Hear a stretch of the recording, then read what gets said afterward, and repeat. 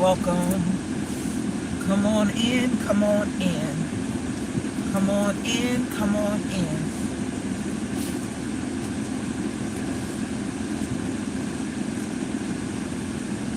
Hey Zephyr, what's going on? What's going on? So, I want to welcome you to Epiphany, Faith, Politics, and True Crime. Wow. I decided to come on today because I figured out I can talk about true crime on Wednesdays or Thursdays.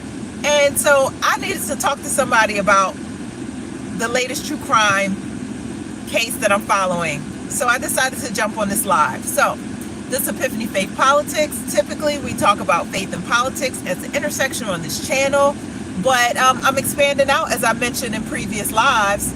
And so I'm going to be adding in a day where we just talk about true crime cases that you guys are following. If you have a case that you're following, drop it down in the chat. But right now, myself personally, I have been binge watching the Karen Reed trial. So I need to talk to somebody about the events of today. We're on day 7 of the Karen Reed trial, and if there are people who are into true crime, I think I saw that in the chat before, that other people like true crime too, then we can have some conversations about some of these cases. Because yeah, I watched too much of it not to talk to anybody about it. And my husband's not into it. So who can I vent with and share when it's a trial day and, you know, certain things have happened in the case? But I guess, like I said, it would have to be people who are into true crime, hopefully picking up on the fact and coming over to this channel. So do make sure that you like and subscribe and share this video out to different people. Maybe you have some friends that like true crime. You want to share it with them so that they can jump in on this conversation. And as many know that follow my lives, that I do happy hour drive times when I get off of work. Yeah, I'm talking, and my camera is going down, down, baby. I got a new phone holder because my other one broke, and this one is not acting right either. So yeah, anywho, so I do this drive every day, hour to an hour and a half from my job as a therapist, contract therapist in a middle school. And yeah, so while I'm on this drive for an hour and a half, I decided to turn it into a live. I want to welcome whoever's coming in to the chat.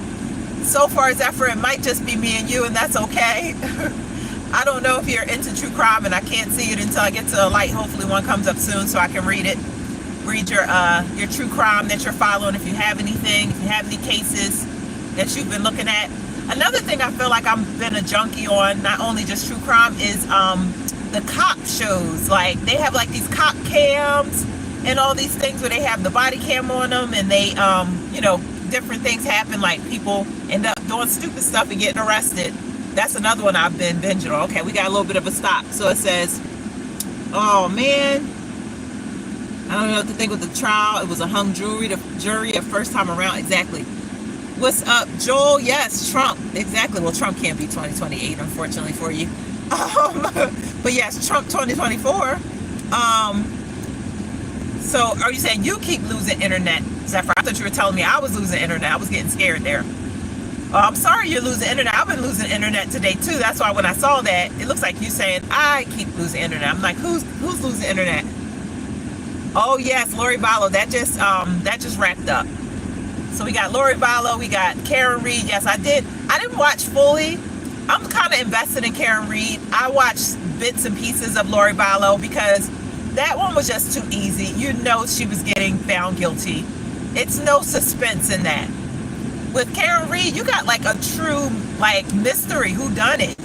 That one is like riveting and has struck not just the nation. This thing has gone international around the world. So with Lori Vallow, it was like, okay, another case under her belt, and then the next one that's coming up, she's probably going to be found guilty of that one too. So it's like, oh, we know what's going to happen, right? It's like, spoiler alert, sorry. That's a spoiler alert. I want to get my makeup, my sponges out here so I can do my little makeup touch up. But yeah, Karen Reed, like you said, Zephyr, first time around hung jury. And I want to welcome whoever's coming into the chat new. Make sure you hit that like, share, subscribe. This is Epiphany Faith Politics. Typically, we have the intersection of faith and politics, but I'm also a true crime junkie. So today we're going to be touching on true crime.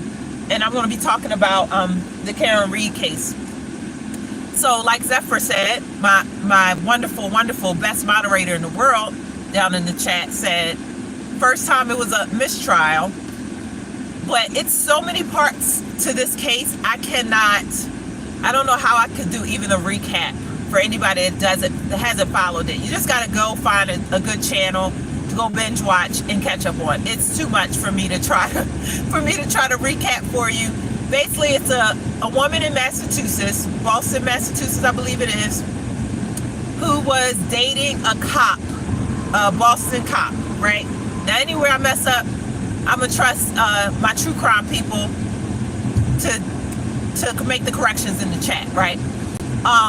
Boston cop she's dating, they're in a relationship. I guess they knew each other. I don't know if it was high school, they had dated or knew each other from before, and they rekindled their relationship as they, got older. This guy lost his sister and her husband. I never really got the details of how that happened, what happened, of why they were, no more. But he ended up adopting and taking in his niece and nephew, her children. And so he's dating this girl, Karen Reed. Now, in a sense, some people may say Karen Reed is a looker.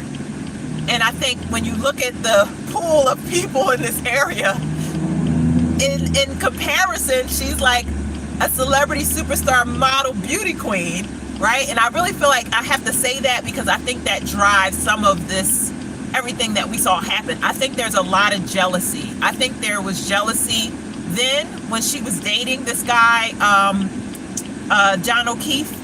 And I think that the jealousy continues today. I think they're very jealous. I mean, like, you have to imagine what type of rage and anger that some of the people involved have now that she is almost like an international celebrity in a sense, surrounding the events of this case, right? Because again, I feel like jealousy is some of what's driving. They're like, well, what's the motive of all this? For the women, like today, we had this woman, Jen McCabe, on the stand who was testifying against her, who was supposedly, quote unquote, a friend of hers. Oh, she cared so much enough to go searching for her boyfriend, John O'Keefe, when he was missing. But now she's completely, over the course of the whole trial, just stabbed this woman in the back in every which way you possibly can stab somebody in the back. And it's just horrific. So she was on the stand today. This is day 7 of the trial. And man, oh man, let me tell you, she kind of just makes my skin crawl. I'm sorry, this woman, Jen McCabe. But so to give you a little tiny bit of backstory, they're all hanging out at this bar, this waterfall bar. And they're all drinking. And so they decide after they've taken this drink. Now, before this happened, it was some type of conflict between her and her boyfriend, John O'Keefe. Prior to that, I guess they had some back and forth in another situation that they tried to throw up in her face in the trial, which every relationship is going to have their ups and downs and arguments and disagreements and all those things. That's kind of normal. But they're vilifying it and making it seem like this was any type of motive for this woman. But they go to this bar, they're all drinking, they decide, or I don't know whose decision it was, I guess one of the other cops, so he's a cop and these other cops are all hanging out at this bar. And so this one cop named Brian Albert, they're having some kind of get together at his house. Like, oh, okay, the bar is about to close probably. Let's all go hang out at Brian Albert's house. So they invite them over.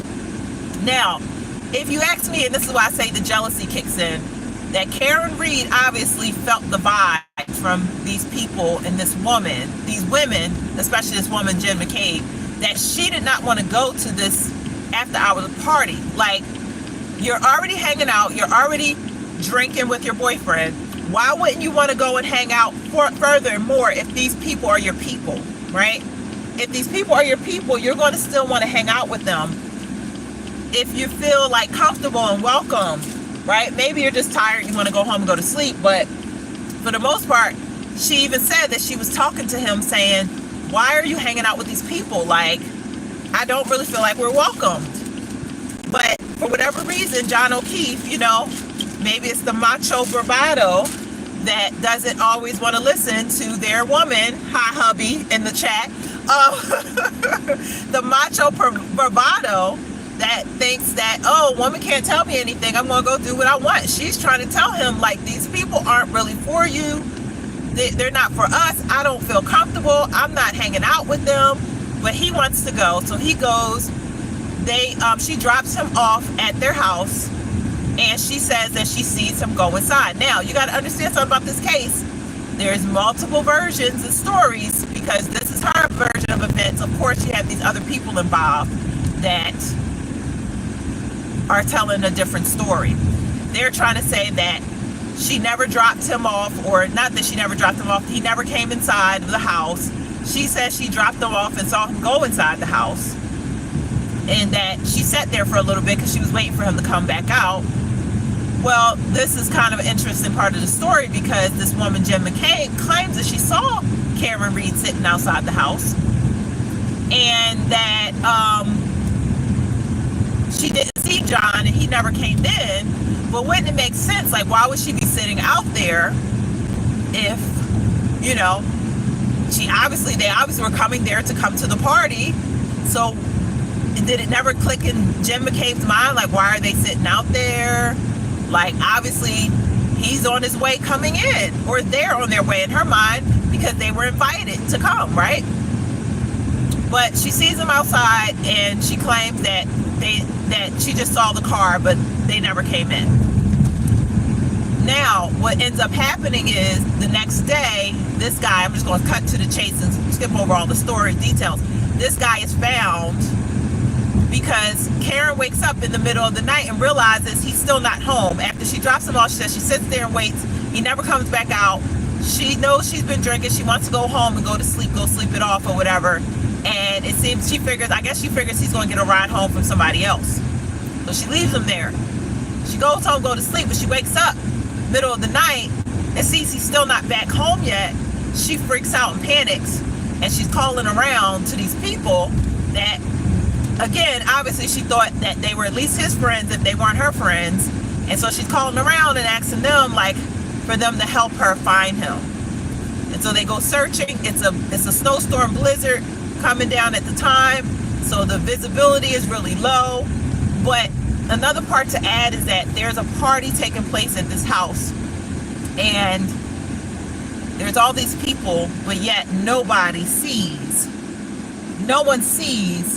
this guy that they end up finding on the lawn of this other Boston cop. Nobody sees him out there all night long. If what they're saying is true, that she, quote unquote, because now they're accusing her, and this is what the whole case is about, they're accusing her of having run him down. But if this is true, and she actually did hit him with her car, they want us to believe that he laid out there in the snow, which there was no snow in the beginning, I don't remember how that went. When did the snow come down? Did it come down after the party started, while the party was going on? But supposedly it had to be light. Even if it did start then, it had to be light snow. It wouldn't have been enough to cover him, which I don't think he was ever covered, because when they found him, they were able to see him. So he wasn't fully ever covered, right? So how do they explain people?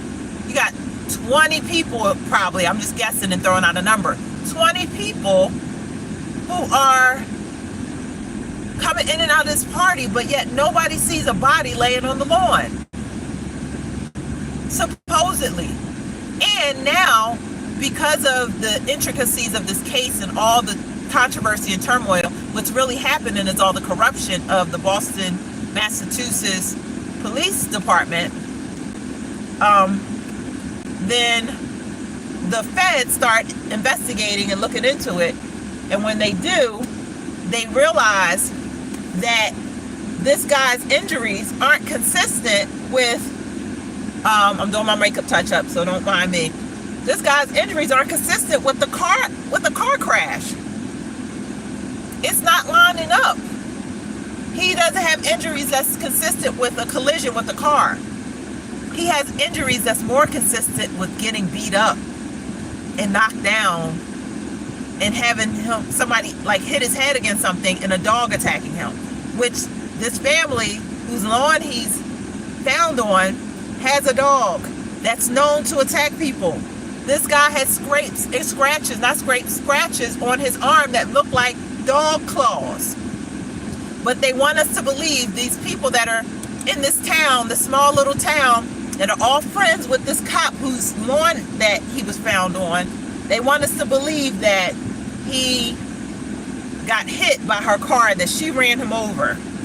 And because she was drinking, she doesn't remember, possibly. I mean, they have so many theories, it's hard to tell which theory they're really going. Are they saying that she did it on purpose? Are they saying she did it and she doesn't remember? The prosecution is very confused in their assessment or what their case actually is. Because we hear multiple versions of either she did it on purpose knowingly, and then she's trying to cover it up by acting like she's hysterical when she calls them and says, oh my goodness, he's missing, quote unquote. Supposedly, she supposedly yelled out, did I hit him? Did I hit him, or I hit him? All these different versions that they're coming up with. Oh my goodness, I was so scared. This car was speeding in the wrong lane. I was like, oh my goodness, cars were coming at the same time. I'm trying to do this makeup thing. My day was really nice. Oh, okay, this is Zephyr talking.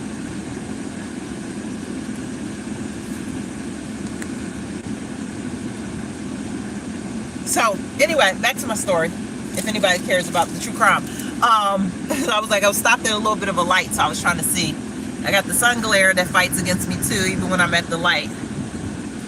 So what's up? I give out shout outs. Noel Brown, the Neos, John Marston. I haven't heard about that case. Is that another true crime case? Am I saying your name right? The Mayos? I haven't heard that one.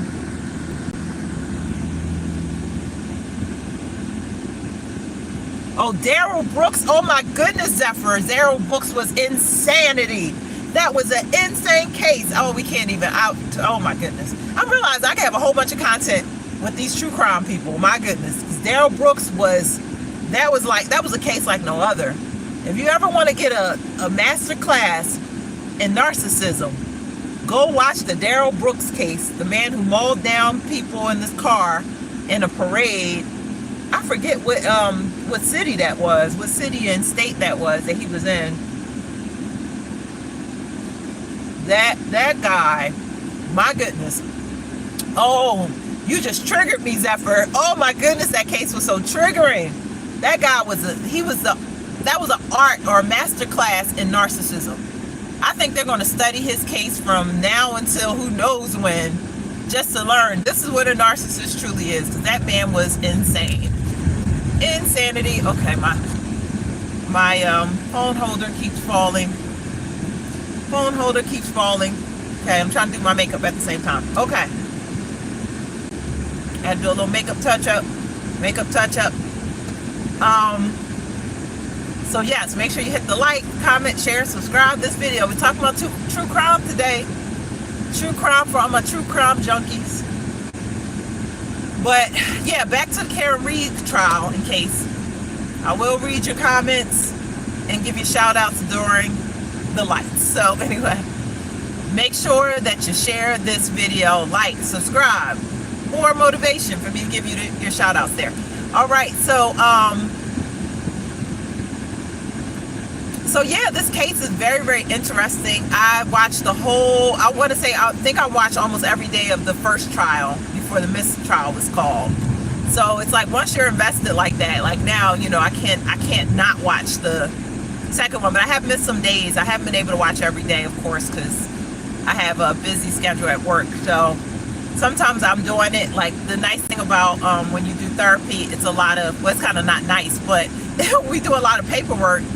So in those lull moments where I'm just typing in my paperwork, I can throw on my phone and put on one of these channels, one of these true crime channels. Shout out to the true crime channels. People like Melanie Little, Lawyer You Know. I'm not a lawyer, but it's another one I watch. I think those are my main three that I go to. I can't think of who else. I know there are lots of other good ones out there though, but those are like my main three that I end up anytime the guy Betterow, which he gets interviewed on different people's channel. I don't think he has his own, but this lawyer Betterow, he's kind of traveling around. He's been on different people's channels. I want to hear anything he has to say, because he, to me, just comes across like a brilliant mind for a lawyer. Like, he just comes across like a really knowledgeable, good lawyer that knows what he's talking about. So I like listening to his like when they interview him about the case. Sometimes him and the Lawyer You Know don't always agree, so that's always interesting. I love the Lawyer You Know, and I don't know if I want to say anything about his style, but I feel like he definitely, if we were talking politics, he would be an independent, right? He tries to be in the middle of the, you know, like, not, which is good. You want somebody that's going to be unbiased or objective type of thing. He's just trying to be objective. So, but I think he's been influenced by this case over time, where he sees all the jacked up stuff and he can't help but comment on it too. So let's see, we got a little bit of a light here. Hey babe. See, my hubby is in here. Mios, Joel Brown. Okay. How's your internet doing, Zephyr? Is it better now? Yes, exactly, Zephyr. And I see your comment about they're all drinking. Yes, that is another issue. Everybody's drinking. And I keep hearing people talk about, well, what would be the motive for them to do this cover-up? Because that's what a lot of us believe, that there was a cover-up. There's police corruption. And it's kind of a thing in this town that there have been multiple cases now of found corruption. Law enforcement getting charged, accused, convicted of wrongdoing in this town. It seems to be like a thing. And some of us, maybe it's conspiracy, believe that the judge is in on it because of how she's been ruling and how she's treated this woman who is supposed to be innocent until proven guilty. We think that the judge has something to do with it, and it's some evidence that's come out now from different true crime people that the different true crime people that have seen like stuff about this judge loaning out a lake house or something to one of these police officers. So yeah, it's like corruption all around. Hey, was it Wang somebody? He's in Turkey.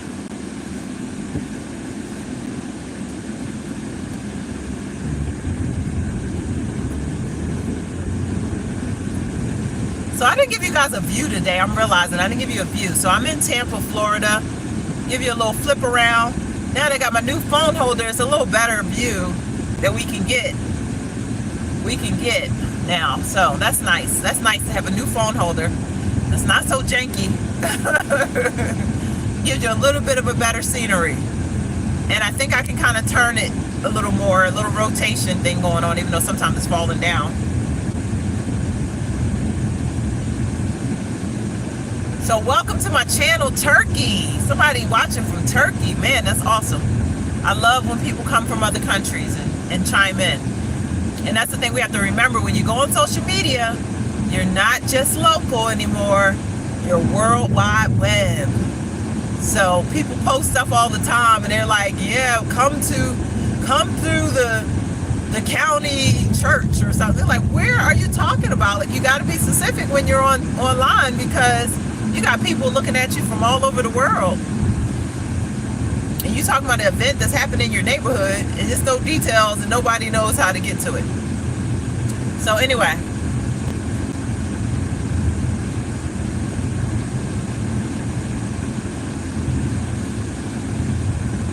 So yeah, the Karen Reed trial, I wanted to come on and just kind of chop it up with you guys about this case, because it's been keeping my attention. We just have so much stuff that's just not sitting right.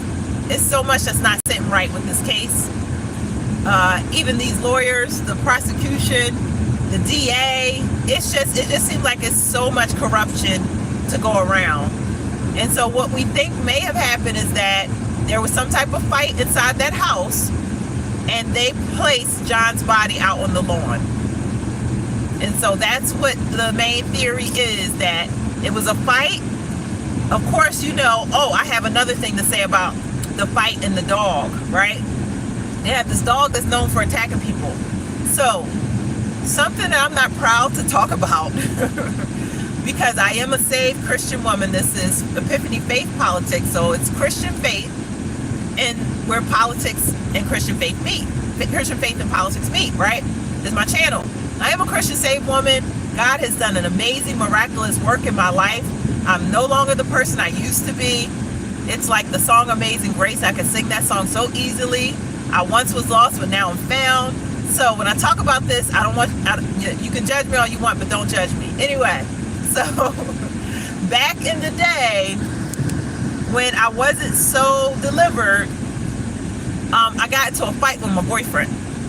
I don't even want to say I got into a fight with him. He pretty much domestic violence abused me, right? Trigger warning and alert right now about domestic violence. So this guy, and hubby, don't get upset, even though I've told you some of these stories sometimes, which I don't know if I told you this whole story. But anyway, so this, I know hubby doesn't like, you know, he gets really triggered by the DV stuff too.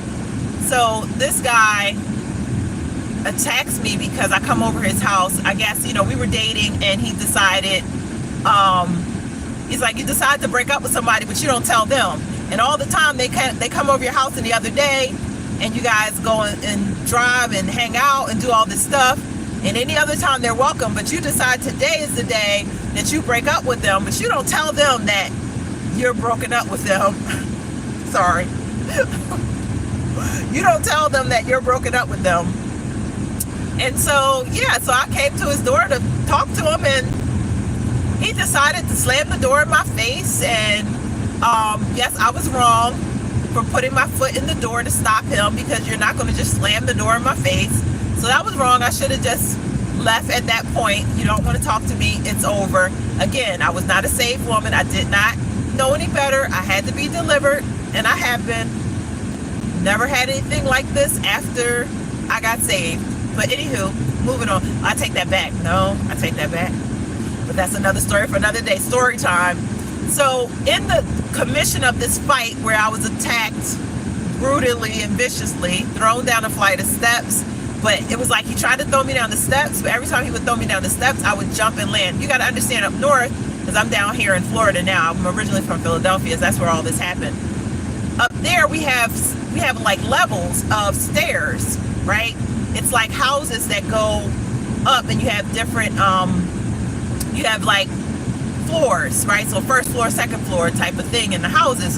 In Florida, it's a lot of one level. They do have some two-story homes here, but it's not a lot, right? So anyway, and we have basements too up north, which is another thing that comes out in this case, because they're in Massachusetts. So yeah, they have like on the first level basement, and then you walk up the steps to go to the first floor is how it's kind of set up.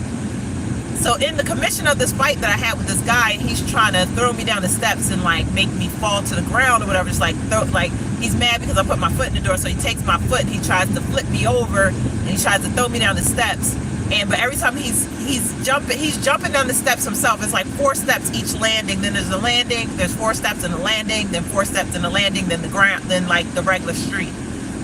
And so every time he tries to yank me down, I keep landing on my feet. Glory to God. I didn't know even before I was saved, God kept making me land on my feet. It was so good. So he's trying to make me fall, and I wouldn't fall. I just thought about that. That's good. Kept landing on my feet. Praise God. Glory to God. Thank you, Jesus, helping me land on my feet. I didn't know the Lord that well back then, but he was looking out for me. So get to the bottom, of course, okay, eventually, after somebody's trying to knock you down about 3 or 4 times, yeah, eventually fall on the ground. Well, this guy's dog comes outside and tries to bite me. So here's where I bring this story into it to kind of relate to the Karen Reed trial, because the theory is that this dog attacked John, and that there was a fight, and that this dog attacked him because he has these claw marks on his arm. He doesn't have any injuries that's consistent with the car hitting him. But I remember this incident where this guy attacks me, throws me down the steps, tries to drag me he actually literally dragged me on the ground. Once I fell over, he takes my foot and drags me, like tries to drag me on my back, just like trying to humiliate me outside in front of, whoever would be looking. And the dog comes, he has a little runt for a dog. It's like a little putt-putt dog. So it's not really doing any damage. It's one of those little yapper dogs that's louder. Their bark is louder than their bite. But it just made me think about that. Like, if your owner, if you're the dog and your owner's in a fight, you're going to attack that person because you're trained like that to protect your owner. So it's plausible that there was this fight and that this dog attacked him, because that's just going to be the instinct of someone's dog. And I don't even think I knew it. This guy had a dog in all the time we were dating. I don't remember ever seeing that dog. I don't remember this dog came out of nowhere, man, during that fight, because I'm up here dating this guy for like a good several months, and I don't never remember a dog. But that day when that fight happened, that dog jumped out of nowhere. Okay, so in this case, I can see where a fight happens. I even can see, I keep saying, well, what's the motive? What's the point of this whole thing? But this guy, what's his name? Brian Higgins is the guy that Karen almost has a little fling with, because it's something that happens with John, with some other females when they go on this trip, and she gets into her head. She thinks that something's going on, and he's always leaving her with his kids, which is his sister's kids that he adopted. And she feels like she's kind of being used because she doesn't have any kids, but he's using her for all the responsibilities, and she's frustrated, and she sees him kind of hugging this girl, even though it seems like it was pretty innocent, this hug, like, oh, you see somebody you haven't seen, but she just only walked in on the hug and the embrace. So yeah, so it was this little thing with that. So then I guess she tries to get him back by talking to this guy, Brian Higgins, that's this other cop that's at this bar that they're at. And I can just see where something comes out about that in the house, right? This is just my theory now. This is all conjecture. But this is my theory, that something comes out about this Brian Higgins guy talking to Karen, and them having these text messages. Maybe John O'Keefe comes across the text some kind of way. Maybe some kind of way he finds out. Maybe it's a comment that Brian Higgins makes during that party where he says something about, yeah, I can have your girl. Who knows what was said? You're all drinking, you're all drunk. Who knows what was said that sparked this fight and started this fight off? Another fact that's in this case that, well, I don't know if they have the evidence of this, but there was rug that was removed from that basement. And so the theory is that, or something, the floor was replaced or the rug was removed, I can't remember, but the theory is that if this fight happened down there and John falls, because I always talk about this with clients and different people I've come across over the years about, you think you're just getting into a fight, but if you hit somebody hard enough and they fall down and bump their head, you could have a case on your hand, manslaughter at the minimum. You could be charged and prosecuted. You're just trying to get into a fight, but you end up killing that person. That could be really bad. So it's very possible that something like that took place. I can totally see that with people drinking. It's male bravado. Yeah, I can have your girl. John gets upset. It says, what you want to do about it? Who knows? Who knows how that all played out? But what we do know is if you follow the science, that there is no evidence of him being hit by a car. The science and the math does not add up, even though they tried to put it together with an unqualified witness at that. This guy that did not know what he was talking about. He had a couple hours of training versus all these witnesses that have degrees longer than your arm who are now testifying. The Fed hired witnesses of this place called ARCA. Now, the professionals now have stepped in. The adults are in the room, and the children can go sit to the children's table, because now we have real qualified experts on the stand with these ARCA people. But they don't want, it's like, look over there, don't look over here. They don't want us to believe that it went down like that. They want us to believe that this woman hit him with her car, even though I will say the one downside is that she made any kind of statement that's come out now that he has these multiple people accusing her, saying that she said, I hit him, or did I hit him? It's this back and forth. She said, did she hit him? The other people said she actually confessed she did hit him. But all that can be explained with her being hysterical, because you're not thinking straight and you're not saying the right things because you're in a panic. So I don't know. I hate that she ever made those statements, and that she's now going on TV and done interviews which make her look really bad. And I think she, in her mind, she's thinking, I'm going to get my side of the story out. But if you're not going to sit up there and testify, now they're bringing in all those videos of her interviews that she's done on these various shows where she's talking about this, and the things she's saying, they're now trying to use it again. They are using it against her.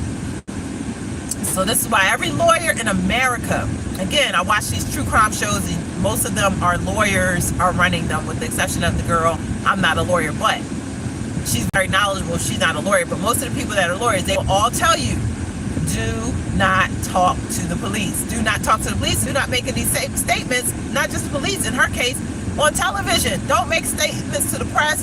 Don't make statements to the media. Do not talk to anybody if you're charged with a crime. Do not talk, even if you're not even charged with the crime, if they're suspecting you of the crime, if you're a person of interest in the crime, do not speak. Ask for a lawyer if you have any sense, because now they're using all her statements against her. And like someone said on somebody's channel, I can't remember this guy, he said if she is convicted, he's sad to say it's going to be her own doing from these statements that she's made, because some people just don't know how to be quiet. And yeah, I'm wondering what you guys think about that, like everything with this case, but also, you know, this other side of it, which is her talking so much. Because all of us can kind of see it doesn't make sense that she didn't do it. She has all this support and all these people are like rallying for her, but her statements, to me, it's like, ugh.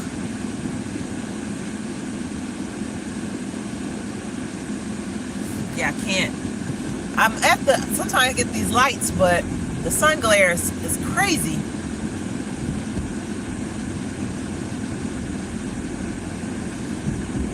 I wish I had something to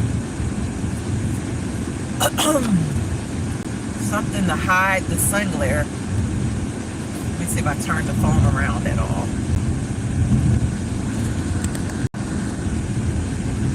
Well, one thing I will say about this live that I do in the chat, you guys really help me, because I'm telling you, I was so into this talk today that I look up and I'm like 75% of the way home. So I'm almost there.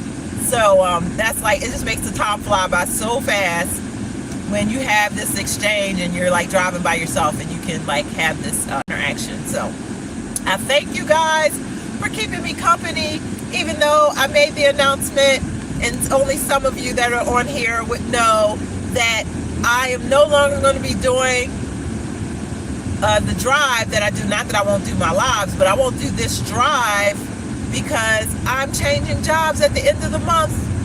And so I won't have a need to drive this far. Thank God. That is a blessing.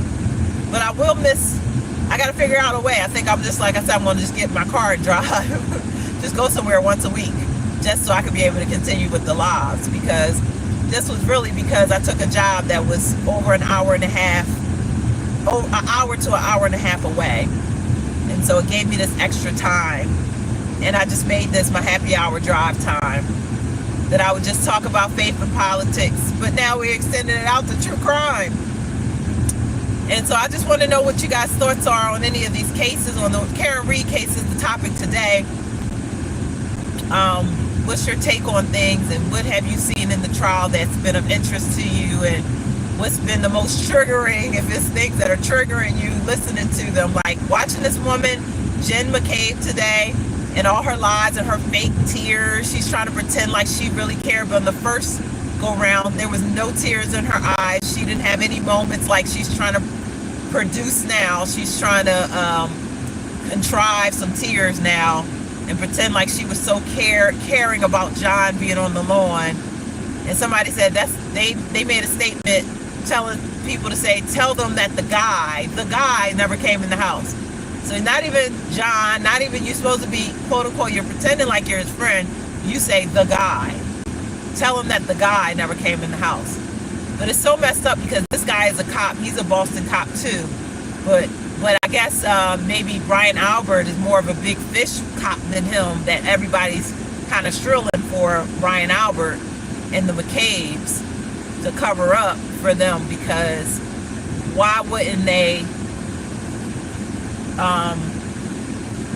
kind of handle this case the right way when you're dealing with this as a cop, right? It should have been like all hands on deck. It should have been, everything up to par in the investigation. It's so much shoddy police work. Now they have one of the troopers that was actually fired for all his bias and the bad stuff he did during the case. So, yeah, this case is a hot mess. In summary, in total, the case is a hot, stinking mess. But I can't stop watching it. It's like you can't look away. It's like a deer in the headlights. Let me see. I'm trying to see this. Oh man, I guess I gotta wait till I get to the end. Dag it. Well, another thing that people that are on the live might not realize is my profession is therapist by day, but then I also see clients at night. So in between this drive, I'm going to go see other clients. So I will end this live at a certain time so that I can see my clients. And probably got like 10 more minutes of a drive and before I have to see those clients. So yeah. So yeah, that's my true crime summary breakdown of the Karen Reed trial. And like I said, this was day 7 today. And Jen McCabe testified, and I think it was another witness that they really, oh my goodness, they had, I don't know, I didn't see the cross yet, that if they crossed, you have direct and you have cross. This is from me watching so much of this now, I understand, I know the wording even. There's the direct where the prosecution is questioning them because they're the prosecution's witness, the state's witness. But then the cross-examination is the defense comes to kind of try to undo what's been said that they've testified to, try to refute those things. So I don't know if they cross-examined her yet today because, of course, I was working, so I couldn't watch the full thing. I only got in bits and pieces as I was trying to do my notes in between clients. But man, I can't wait to watch that tonight. I'm going to try to watch it tonight and see this cross-examination because I know they're going to just have a field day with her. I did see the one they did with the guy before her, and they really made him, he really helped their case. He was supposed to be a state witness, but he helped the defense case because he was admitting to so many things about John O'Keefe's phone, the victim's phone in the house, and or I don't know if it's the phone or the steps. It's like a tracking app that tracks the step. I can't remember what it is. It's Apple Watch or Apple something that this guy had on. So a lot of things he admitted about the technology, like saying like, oh, he could have been in the house, even though they're trying to say he never came in the house. He admitted to a lot of things that helped the defense today, so that was really a good thing. But I can't wait for them to cross-examine Jen McCabe and take her to town, because she is a hot stinking mess. To me, I just see narcissists when and I'm not diagnosing anybody, let me make that disclaimer. No random diagnosis. I can't diagnose anyone I haven't seen, but but man, she has the characteristics and the behaviors of a narcissist, where she tried to manipulate and orchestrate this whole thing. She's kind of pulling the strings. She's pulling the strings of, like, well, she can't do it for Karen anymore, but for this girl Carrie, who, when Karen called and was asking for help to find John, this girl Carrie, who was John's, a friend of John's, and Jen McCabe all got together. And so now we see that Jen McCabe is talking to this girl Carrie every day, and they're not supposed to be like influencing anyone else's testimony, but it's already been testimony that has alluded to that she's influenced, that Jen McCabe has influenced this girl Carrie's testimony, because she's very suggestible. Again, another person that's like talking so much, talking. And by her doing that, you know, if you're somebody that talks more than you listen, it's a little more easier for people to manipulate you, because you're giving them all the information they need to be able to manipulate you with. And that's why sometimes it's better to listen more than you talk. That's why God gave us 2 ears and 1 mouth. Listen more than you talk, because the more you're a talker, you're more going to be a victim of a lot of different stuff, because people who like to target people, they're looking for people who they can gain and glean information out of, and try to use that information to either control the person or abuse the person or take advantage of the person. So you really have to be careful. I would say this is especially for women, because when you're in a dating relationship right now, I don't know anything about that. I've been married now going on 7 years. When you're in a dating relationship, a lot of times we go on dates and we just talk.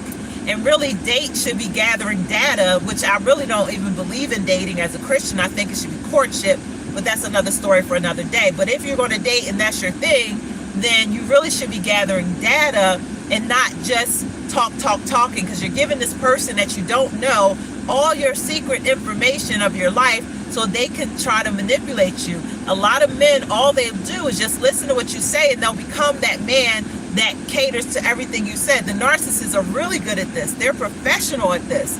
They will study everything you said, and now, like, you're like, oh, I love, you know, let's say if you say I love butterflies. Okay, now he's gonna be the butterfly connoisseur, and he used to work in a butterfly what is it called, consortium or something, or he worked at a butterfly museum, and he knows all the different names of the butterflies. He's gonna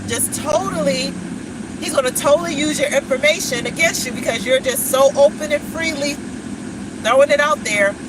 And one of the relationship experts that I like to watch, and that is really good, that I don't typically recommend these relationship guru people to any of my clients, but if they're solid in their teaching of what they're saying, there's only a handful few that I will. But this one guy, he said it should be like, what is his name? Ken Weiss, I think Ken Weiss. He said it should be, in a relationship, it should be like a car pedal, where you're putting a little bit of your foot on the gas and giving out information, and you're seeing what the other person does. Do they put their foot on the gas too? Do they hit the brakes because it's too much? How are they responding to you?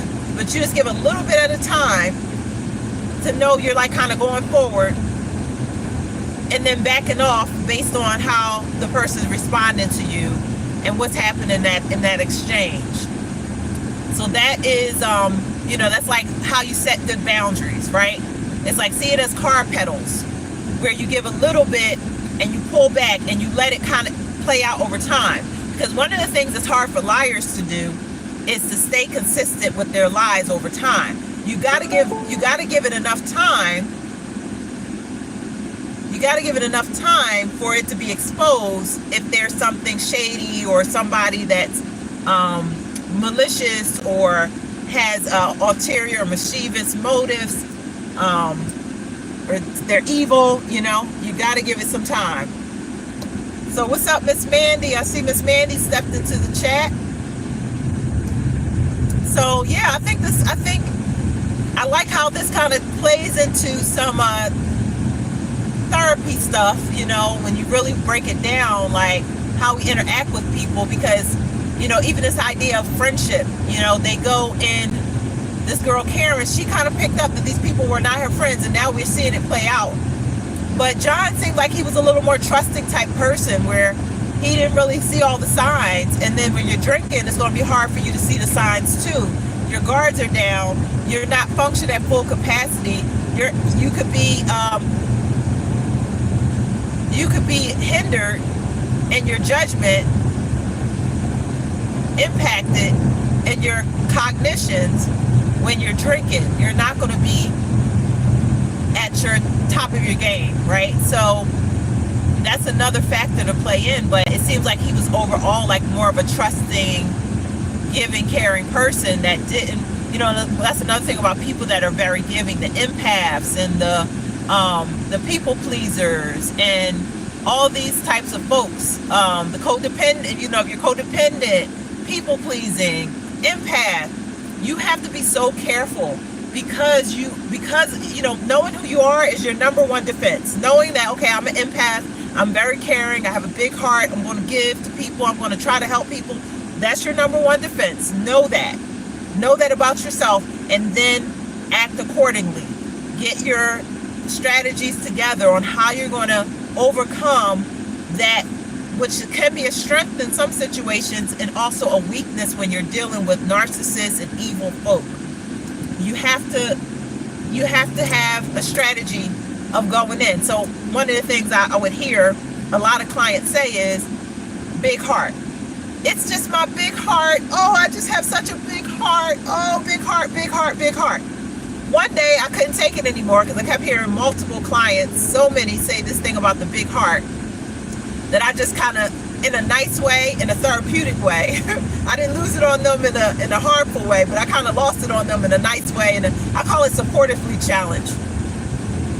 There's something called confrontation in therapy, where your therapist will confront you, but it's one of those techniques we don't use too often because it can damage the therapeutic relationship. But I like to call it supportively challenged. So I had to supportively challenge them and say, is it really your big heart, or is it your lack of boundaries? It's nothing wrong with being a giving, caring person. That's actually a strength, to be caring, to be empathetic. But if you have no boundaries for that big old heart of yours, you're going to face some world of hurt. You're going to face some pain and some trouble. You're going to probably in your lifetime get taken advantage of, probably more than once. So you have to develop boundaries when you're one of these people, like I just said, the people pleasing, empaths, the codependents. That should be your main goal and focus. How am I going to develop boundaries to protect myself? Because I know I have this big heart. So I need to protect that. Do you value? Oh, that's a good question. Oh, I love it. Do you value that big heart of yours? Do you care about it getting crushed and stepped on and smashed and destroyed and disintegrated? Is it of any value to you, this big heart that you keep saying, oh, it's my big heart, you keep blaming all the problems on? Do you care about the big heart or not? If you value that big heart, you'll put up some boundaries.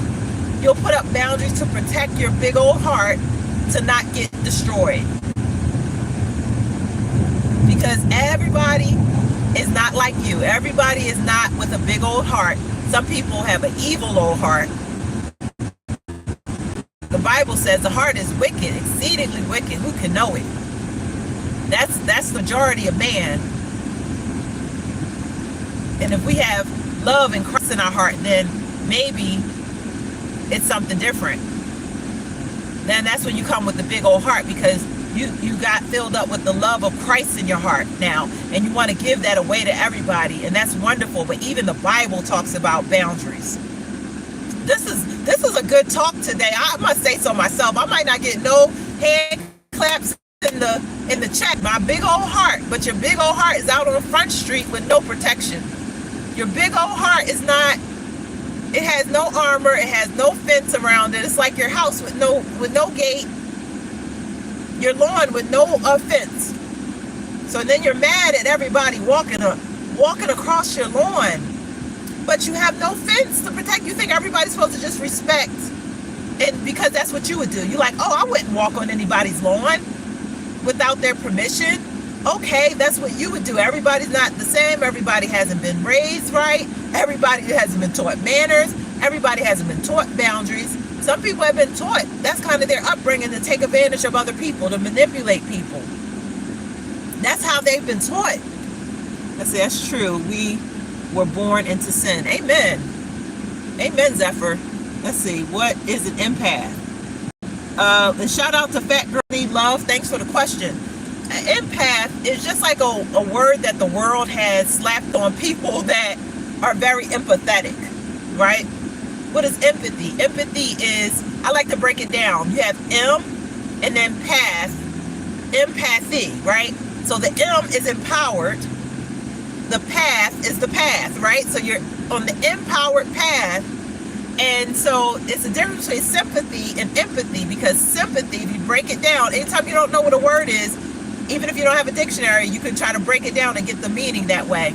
Sympathy, you got symp, which is symptom, and then pathy is the symptom path, right? So you're looking at the symptoms of the person. You're looking at the problems of the person. So you're giving them sympathy. I feel bad. I feel sorry for you. Empathy is, I'm on the path with you in the problems that you are having, and I'm looking for ways to empower you. But I'm on this path so I can kind of feel what you feel and know what you're going through, because I've been down this road before once or twice myself.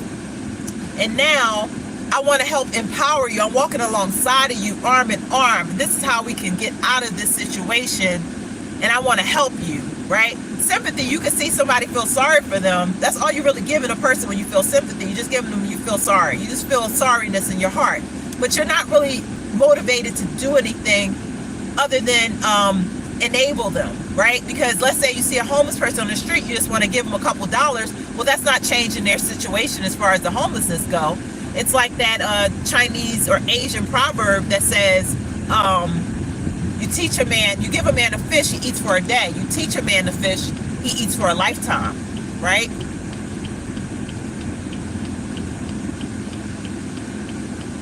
So I had to merge. I can't believe it. I was merging and talking at the same time. Woo! That was hallelujah. Thank you, Jesus. Merging and talking, I haven't done that before. Thank you, Jesus. Hallelujah. So, yes, I think what's your name again? I don't know if it's Big Girls Need Love. I'm sorry for messing it up. But yeah, it's having empathy. It's having care. It's understanding the path that someone else is on, and you want to help empower them to come off that path. You can feel what they're feeling. You can relate to their feelings, right? You know when you went through that situation, oh, I felt that before, right? And you connect with those feelings that person has about that situation. But you're not coming at them as, I just feel sorry for you because you're going through that, because you've been there before, so you know, and then you really want to help see them come out. It's not like, oh, I just feel sorry for you and that's it, or I do everything for you, because that's what sympathy sometimes wants to do, everything for the person, because you only see the problems and you don't see where it's empowerment, where they can be empowered to do it for themselves, right? So if you're an empath, you really are motivated to help people learn how to do things for themselves, but you want to help everybody. You want to help them do it for themselves, but you also want to help them. And so sometimes the sympathy and empathy, they can get kind of mixed up with empaths, where empaths are really showing sympathy because they're enabling people, because they're doing everything for them. And sometimes you got to know the difference, because everybody calls everything empath, but really they might just be a people pleaser. They might just be a codependent person. So codependent means that I feel your feelings and I can't be okay unless you're okay. I'm dependent on your feelings. Not just I feel your feelings and I'm empowered and I want to help you be empowered like an empath would. But a codependent is, I'm depending on you being happy in order for me to be happy. And if you're not happy, then I'm not happy. And so I have to do everything to make sure that you're okay, you're happy all the time, or else I don't know what to do with myself. I'm scared. I'm scared of that state, to just for you to be unhappy. And please, thank you so much, Miss Mandy and Zephyr. Oh, I don't want to call you a fat girl. I'm sorry. It's not fun. Somebody like, well, if that's what that person's calling themselves. Yes. Yes, exactly. He seemed very caring because he was raising his sister kids, Mandy. Yes, Miss Mandy. She did MM. She got caught in so many lies. They did. Yeah, I gotta go back now. I gotta go back through these chats to try to catch up with what you guys are saying, because I don't know if we have some, and that's okay. I hope we can keep it civil in the chat. If people think that Karen Reed did it, obviously I'm showing my bias. I don't think that, I don't know, like at times I'm going back and forth throughout the case, especially when I watched the first case. I started off totally being on her side, like she didn't do this. Other times throughout the trial, the question raised in my head, could she have hit him, just like she was asking. That question went through my mind, like maybe she did it unknowingly. And I don't think it was anything diabolical. I don't think it was something she planned. If that happened, which I don't, again, if you stick with the science, it's no way that that's possible. But if that were to happen, it would have totally been an accident. It's almost like the manslaughter charge where they're trying to give her, I forget what the other charges are, they're more severe. But yeah, it's almost like an accidental thing that could have happened, right? It's an accidental thing that could have happened, but all the other factors just don't make sense, and all they need is reasonable doubt. So really, I don't understand the mistrial, because to me it should have been acquitted, because it's so much reasonable doubt in this case. It's not funny. You have, I mean, I can't go down the list of stuff. Oh my goodness, I can't go down the list of stuff with that case that breeds the reasonable doubt. Again, all the evidence now with these ARCA witnesses of the accident reconstruction that doesn't equal out to an accident. The lack of injuries on his body that would be consistent with getting hit by a car. The scratches on his arm. Oh my goodness, it's so much. It's so much. I can't. And now I'm about to come. I'm at the end here. So we're at the end, and I'm so upset because I wanted to read the chats, but I'm realizing I'm past my time with my clients. So what I usually do is I just see them on my phone in the car when I have to, when I run late like this. So, dag it. Now, I think I did a little thing on my channel where I can have a replay, like have the chats replay back. I think I hit that button. So, if that's the case, then I'll be able to go back later and read these chats. And I won't be able to comment. Maybe I'll just comment on the playback video back to your, like respond to you if you ask questions and different things. Maybe that's how I'll do it. I'll handle it, because I do have to go, everyone. I want to cry because I didn't get to do my shout outs at the end. But I think I tried to hit everybody that I saw that was in the chat and give you a shout out. So I think I have mentioned just about everybody in here. If I did miss you, I do apologize. I thank you so much for coming on. I really appreciate you watching this channel.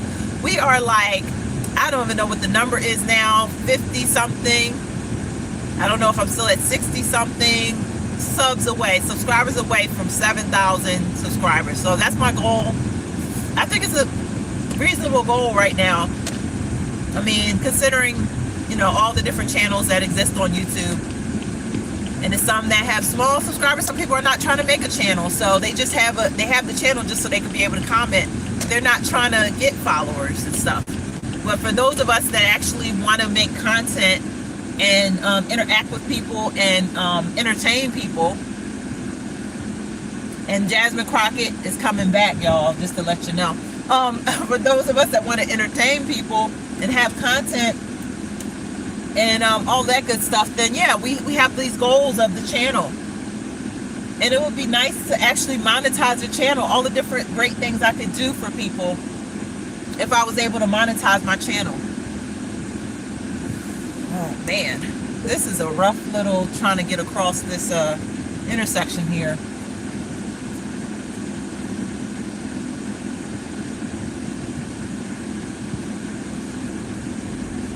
Okay, so I had to stop for that. So anywho, this has been Epiphany Faith Politics Tanya. Epiphany Tanya, Faith and Politics. Join me every Tuesday for my happy hour drive live. Now we threw in Wednesdays here, so it might be Wednesday or Thursday that I might do true crime. And Saturdays, we'll see what comes on, what happens on the live on Saturday. So join me for the next live. And don't forget to comment, like, share, subscribe. Like I said, we're almost there. We're almost at our 7,000. So it's pretty cool. It's pretty cool. So come and be an Epiphany. And that's what we call you over here. This is the Epiphany family. And you are welcome anytime. Thanks for watching, tuning in. Until next time.